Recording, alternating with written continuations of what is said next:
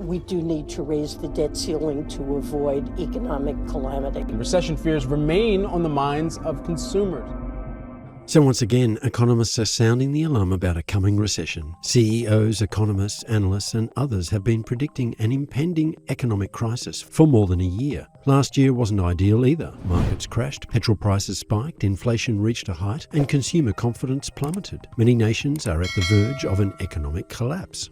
So why should we pay attention at this time? And what's causing this wave of economic collapses? According to the World Bank's most recent Global Economic Prospects report, global growth is severely dropping as a result of high inflation, higher interest rates, less investment, and interruptions brought on by Russia's invasion of Ukraine. It is anticipated that global GDP growth will decline from 3.4% in 2022 to 2.8% in 2023, before barely increasing to 3% in 2024.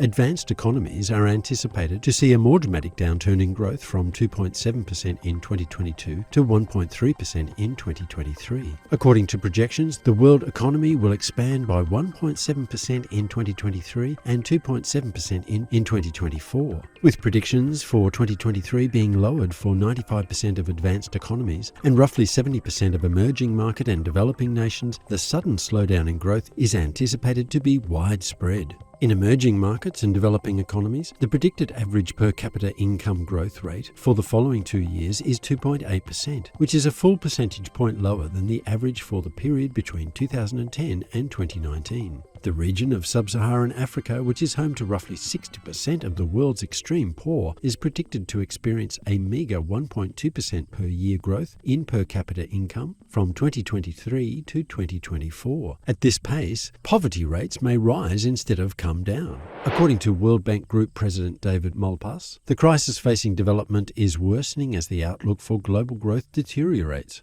According to him, as global capital is absorbed by rich economies dealing with exceptionally high levels of government debt and rising interest rates, emerging and developing countries are facing a multi-year era of poor development driven by large debt burdens and insufficient investment. The already disastrous reversals in infrastructure, health, education and poverty, as well as the rising demands from climate change, will be worsened by weak economic investment and growth. Growth in advanced economies is projected to slow from 2.5% in 2022 to 0.5% in 2023, which has been seen as a precursor to a global recession. In the US, growth is expected to fall to 0.5%, while Euro area growth is expected at 0% and China's growth is projected at 4.3%. Growth in emerging and developing economies, including China, is expected to slow from 3.8% in 2022 to 2.7% in 2023 due to weaker external demand, high inflation, currency depreciation, tighter financing conditions, and other domestic headwinds. By the end of 2024, GDP levels will be 6% below pre-pandemic levels. Investment growth in emerging markets and developing economies is likely to grow by 3.5% over the 2022 to 2024 period, less than half the rate that prevailed in the previous 2 decades. In 2020, economic output in small states fell by more than 11%, 7 times the decline in other emerging and developing economies. The economy has remained largely stable while this has been taking place. The world's overall output has increased dramatically since the pandemic began, and it is anticipated that the world's GDP will surpass $100 trillion for the first time. In other words, with the addition of 2 billion people, the world is now producing 3 times as much as it did 23 years ago. Since there has only been a modest growth of about 30%, the average individual today is twice as rich economically as they were a generation ago. Although the overall state of the world economy is improving, localized collapses in certain economies are endangering the lives of hundreds of millions of people. This is occurring in developing economies like Sri Lanka, Pakistan, and Lebanon, and there are a dozen other nations experiencing the same problems at various stages. Economic collapse is a common problem, and economists must be aware of it in order to avoid ruining other economies. The trouble began years ago when officials spent hard currency reserves to keep exchange rates high. Russia's war in Ukraine and the Federal Reserve's policy tightening drove the dollar to generational highs, pushing many frontier economies closer to the edge. 24 nations are lining up for aid from the IMF, but progress has been slow. Currency traders are bracing for a potential wave of devaluations.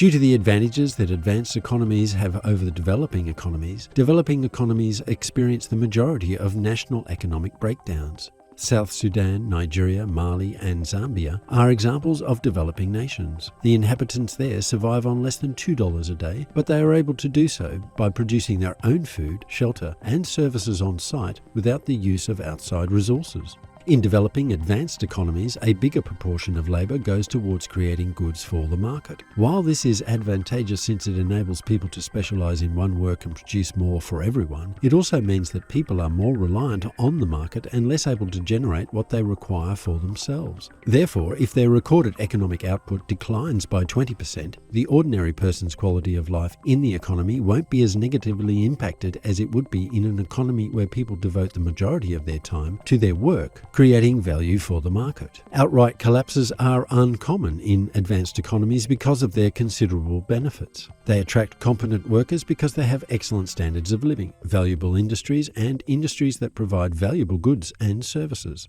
This implies that they can virtually immediately fill any skill gaps. Advanced economies can borrow money at lower interest rates and from their own populations. Even better, they can source foreign currencies without paying international exchange rates by borrowing money in their own currencies. Due to trade slowdowns or US institutions reinvesting their funds in their own domestic economy, this has caused economic disasters in developing nations. Interest rates have increased, and people are less clear about the direction of the economies of weaker nations. Big multinational corporations should invest their money in government treasuries instead of taking risks in developing countries, as they can get higher yields without the risk. Due to the risk involved in not investing in domestic treasuries, this puts pressure on developing nations to offer greater rates. Given that it supplies the infrastructure necessary for business to operate, this undercuts the contribution of the government to economic progress. Any economy must invest in infrastructure such as shipping ports, airports, highways, phone and internet networks, as well as in healthcare and education. These services are utilised by numerous businesses for both product transportation and operational needs. Governments are responsible for developing these utilities first before they can be privatised.